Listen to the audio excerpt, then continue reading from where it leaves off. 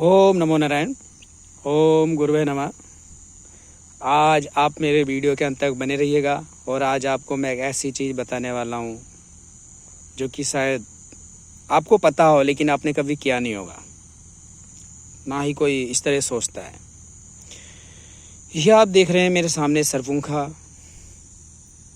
जिसके आपको गुलाबी फूल दिख रहे होंगे, लेकिन ये गुलाबी सरपुंखा नहीं है, सफ़ेद सरपुंखा है। इसमें जो नए फूल आते हैं सफ़ेद खिलते हैं, उसके बाद बाहरी आवरण इसका गुलाबी हो जाता है और शाम के समय ये आपको सफ़ेद दिखाई देगा। देखिए जो ये नए जो आ रहे होंगे देखेंगे आप, तो ये गुलाबी है, लेकिन इसके नीचे देखेंगे तो ये गुलाबी नहीं है, सफ़ेद है। ऊपर जितने हैं ये सफ़ेद फूल आते हैं, बाद में ये खिलने के बाद नेक्स्ट टाइम इनका कलर चेंज होता है। ऐसी बहुत सी वनस्पतियाँ हैं जो सुबह गुलाब सफ़ेद रहेंगी, शाम को गुलाबी हो जाती हैं और भी फ्लावर्स किस्म में आती हैं। तो इस सरपुंखा सफ़ेद हो या लाल हो, क्या करना है? देखिए, आपने देखा होगा आजकल तिल्ली बढ़ जा रहा है लोगों का। तिल्ली बढ़ने का मतलब तिल्ली जो है हमारे लीवर से भी ज़्यादा इम्पोर्टेंट है हमारे शरीर के सुचारू रूप से चलाने के लिए। ब्लड जो बनाने की स्पीड आपको पता है कि तिल्ली पे ही है, स्प्लीन पे ही है, और पैंक्रियाज अगर पैंक्रियाज ख़राब हो जाता है तो आदमी इंसुलिन बनना बंद हो जाता है। इस तरीके से तिल्ली काम करना बंद करती है तो बहुत प्रॉब्लम हो जाती है, खून बनना बंद हो जाता है। तो इन दोनों पार्ट को भी हमें इग्नोर नहीं करना चाहिए, बल्कि शरीर में बहुत छोटा सी ग्रंथि है लेकिन बहुत महत्वपूर्ण है, बहुत ज़्यादा।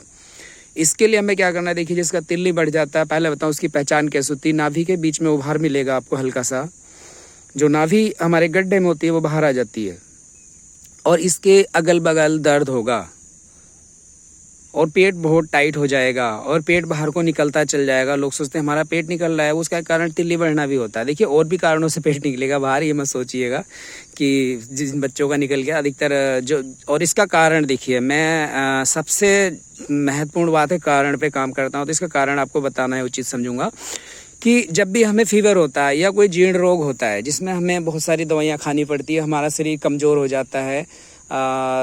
जैसे कि फीवर का खास तौर से मैं बताऊँ, उसके बाद आपको पता है कि कितनी गर्म दवाइयाँ खाई जाती हैं, मलेरिया हो गया, फीवर हो गया, इस तरीके से। और उसके बाद हम लोग क्या करते हैं, हम लोग जो है वो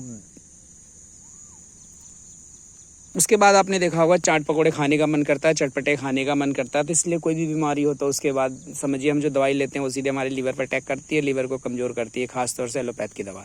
जब हमारा लीवर कमज़ोर है उस पर हम अगर लोड डालेंगे तो क्या होगा, वो तो बैठेगा ही ना, डाउन होगा। तो उसी दौरान तिल्ली का जब भी आपको फीवर हो उसके बाद कम से कम 1 सप्ताह तक आपको बिल्कुल सिंपल भोजन, सादा भोजन करना है। चटपटा पापड़, मोमो, समोसे, गोलगप्पे, टिक्की वगैरह नहीं खाना है, क्योंकि बुखार के बाद अवसाद पैदा होता है, मुंह का स्वाद थोड़ा अजीब सा होता है, तो लोग उसमें चटपटा खाने की कोशिश करते हैं। अगर आपको चटपटा खाना है तो कोई पुदीना, धनिया या कोई ऐसी चटनी घर में बनवा लें जिसमें नमक मिर्च डालें और खूब उसको खाएं तो सही है। तो इसलिए हरी मिर्च का सेवन करें और इस तरीके से अपने घर में बना के चटनी या चोखा वगैरह खा सकते हैं, लेकिन बाज़ार का बिल्कुल भी ना खाएं। अगर रिफाइंड खाया, चीनी खाया, आपका या तो लिवर डैमेज होगा या फिर तिल्ली बढ़ेगा, फिर लोग रोते हैं। और बच्चों के लिए ख़ास तौर से मैं बोलूँगा, क्योंकि बच्चों में ज़्यादा ये समस्या देखी जाती है। तो इसके लिए आपको क्या करना है, ये सरपुंखा रामबाण है सिर्फ अकेले ही, और भी औषधियाँ हैं जो काम करेंगी, जो मैंने अभी बताया था लीवर के लोग वो भी काम करेंगी, साथ में सरपुंखा भी काम करेगा। इसका देखिए हम क्वाथ दे सकते हैं, इसके पंचांग का, शायद इसका बीज ना ले तो अच्छा है, पत्ते और जड़ या जड़ की छाल ले सकते हैं। और सबसे बढ़िया जुगाड़ इसका, अगर आप चाहते हैं कि आप निरोग रहें और आपको कभी ना हो, आप दातून करने पे जाइए। मैं दातून एक औषधि है, ना कि सिर्फ दांत साफ करने का तरीका, बल्कि आप जो भी दातून करते हैं उससे रस निकलता है। जब हम लकड़ी को चबाते हैं, दातून को चबाते हैं, वो दो क्या जीव हमारी सोख लेती है। और मेरी तो आदत है, मैं जितना चबाता हूँ बस शुरू के 1-2 बार में बाहर थूकता हूँ, बाकी सब पेट में ले जाता हूँ, चाहे वो नीम का दातून हो चाहे बबूल का हो। और मुझे बरसों हो जाते हैं, मतलब मंजन करे या पेस्ट करे, अधिकतर मेरे पास मंजन ही पड़े, पेस्ट तो मैं करता नहीं हूँ। कभी बहुत ज़रूरत हुआ तो कर लिया, नहीं तो बिना ब्रश मंजन करे भी हम खाना खा लेते हैं, हमें कोई फ़र्क नहीं पड़ता है, क्योंकि खाने के बाद दांत सब करना चाहिए, ना कि पहले, अगर बताऊं तो ये आप देखिए सरपुंखा है। मैं इसमें क्यों दिखा रहा हूँ आपको बार बार, देखिए इसके पहचान बता दिया, बीज बता दिया। हमने एक सरपुंखा लेना है, इसके आपके पास अगर मोटा पेड़ है, बड़ा पेड़ है, तो इसका तना ले सकते हैं दातून के रूप में, और मैं आज करूँगा इसका। और देखिए किसी भी मूल का अगर इसका दातुन मैंने अभी किया नहीं है, आपको रियलिटी बताऊँ, देखो झूठ बोलना सही नहीं है, तो अगर इसका जो तना है, ये तना है, अगर ये सॉफ्ट है, अगर हमारी दांतों के लिए मसूड़ों में रगड़ पैदा नहीं करता है, तो इसका हम ये तने का दातून ले सकते हैं। और जितना इसका रस निकलेगा, और दातून करते करते करते पूरी लकड़ी चबा जानी है लास्ट में, तो वो रस सब पेट में ले जाए। और इसके बाद अगर नहीं है तो देखिए जो इसका जड़ होता है, मैं एक पौधे का यहाँ पे कल्याण करूँगा।